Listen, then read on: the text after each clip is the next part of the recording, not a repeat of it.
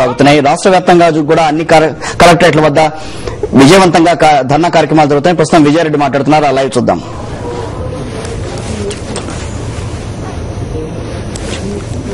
వాళ్ళని బాధ పెడుతున్నది ప్రభుత్వం ఉండేది ప్రజలను ఆదుకోవడానికి కానీ వాళ్ళ మీద మూతలు పెట్టడానికి కాదు. ఈ బస్ ఛార్జీలు వెంటనే తగ్గించాలి. సామాన్య ప్రజలు ఎవరు కూడా బస్సులలో తిరుగుతూ ఉంటారు. వాళ్ళకి ఎంత ఇబ్బందికరమో అది మీరు గమనించి డెఫినెట్ గా ఈ బస్సు ఛార్జీలు తగ్గించాలా. ఈ ప్రభుత్వం పేదల ప్రభుత్వమా లేకపోతే పైసలు ఉన్న వాళ్ళ ప్రభుత్వమా? పేద ప్రజలను ఇబ్బంది పెడుతున్న ప్రభుత్వము ఎన్ని రోజులు కూడా పదవులలో ఉండదు. డెఫినెట్ గా ఇది తొందరగానే అంతమిస్తుంది. ప్రజలు మెచ్చిన రాజ్యం వస్తుంది. వైఎస్ జగన్ గారి నాయకత్వంలో ప్రభుత్వం ఫామ్ అవుతుంది.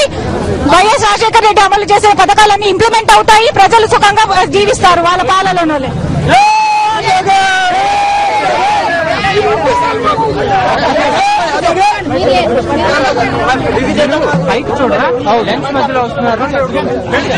దాదాపు 3 గంటలకు పైగా మహాధర్నా సాగుతోంది. ఏదైతే ఆర్టీసీలో పెంచిన ధరలకు నిరసనగా అలాగే డీజిల్ ఛార్జీలు విపరీతంగా పెరిగిన నేపథ్యంలో మొత్తం ప్రజావాళ్ళంతా కూడా కలెక్టరేట్ చేరుకుంది. వైఎస్ఆర్ కాంగ్రెస్ పార్టీ ఆధ్వర్యంలో జరిగిన ధర్నాకు మహిళా లోకం నుంచి ప్రతి ఒక్కరు కూడా భారీ ఎత్తున స్పందించిన వాతావరణం మనకు కనిపిస్తోంది. మనం చూసుకుంటే కొనతాల రామకృష్ణ గారు కూడా ధర్నాలో పాల్గొన్నారు. మొత్తం మనం చూసుకుందాం. ఒకసారి కొనతాలతో మాట్లాడించే ప్రయత్నం చేద్దాం. మొత్తం ఆ జనాలంతా కూడా ప్రస్తుతం కలెక్టరేట్ వినతి పత్రం ఇచ్చే ప్రయత్నం చేస్తున్నారు. ఏదైతే ఈ ధర్నాకు సంబంధించి భారీగా ప్రజలు తరలి రావడం జరిగింది. మనం మాట్లాడిద్దాం. ఒకసారి కొనతాల గారు చెప్తా, ప్రస్తుత ప్రభుత్వం ఆవరిస్తున్న తీరు మీద మీరు ఎట్లా స్పందిస్తారు? అసలు ప్రభుత్వం ఉన్నదనే సుటువంటి స్పృహ ప్రజలకు లేదు. కేవలం పబ్బం గడుపుకోవడానికి వాళ్ళ పదవులు కాపాడుకోవడానికి తప్పితే ప్రజల నడ్డి విరిచే విధంగా ఈరోజు ప్రభుత్వం వ్యవహరిస్తా ఉంది.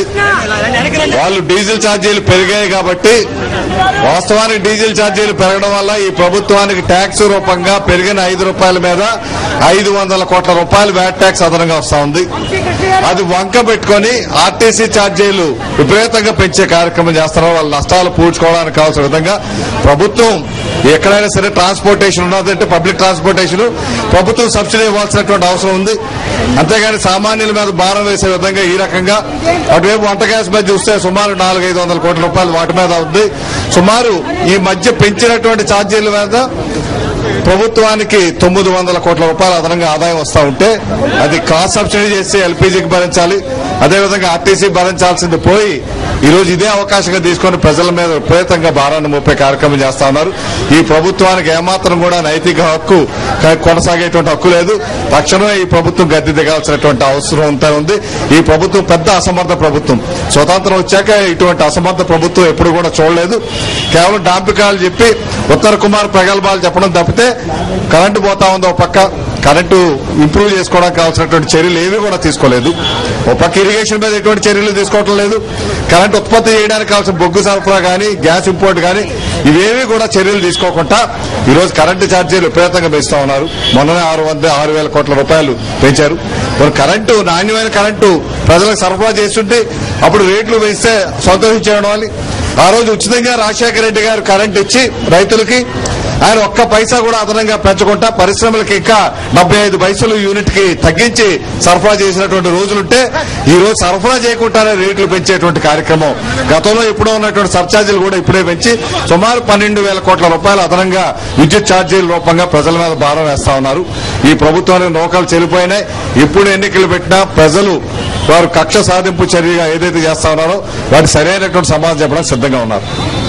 ఇది క్రాంతి మొత్తం మీద ఏదైతే ప్రజలకు ఇబ్బంది పెడుతున్నా ఈ కాంగ్రెస్ ప్రభుత్వానికి కొనసాగే హక్కు లేదని కొనతాలు చెప్తారు. అలాగే దాదాపు వేలాది మందికి పైగా మహిళలు కానీ జనం మొత్తం కూడా తరలి రావడం జరిగింది. వైఎస్ఆర్ కాంగ్రెస్ పార్టీ చేపట్టిన మహాధర్నాకు వారంతా పూర్తి మద్దతు ప్రకటించారు. ప్రభుత్వం ఖచ్చితంగా దిగి రావాలి, ఏదైతే తాము తీసుకున్న నిర్ణయాలను వెనక్కి తీసుకోవాలని డిమాండ్ ప్రతి ఒక్కరు వినిపిస్తోంది. కాంగ్రెస్ పార్టీ తీసుకున్న ప్రతి నిర్ణయం కూడా ప్రజలకు భారం పడేదే ఉంది. అటు ఆర్టీసీ ఛార్జీలు కానీ, ఇటు గ్యాస్ కానీ, అటు ఏదైతే డీజిల్ ధరలు కానీ ఇవన్నీ కూడా ప్రజలపై రాను భారం పెరిగే విధంగా నిత్యావసర వస్తువుల ధరలు మరింత పెరిగే అవకాశం ఉంది. ఈ నేపథ్యంలో ప్రభుత్వం దిగిరాకపోతే రానున్న రోజుల్లో ప్రభుత్వం పడిపోక తప్పదన్నది ప్రతి ఒక్కరి మనసులో వస్తున్న మాటగా మనం చెప్పుకోవచ్చు.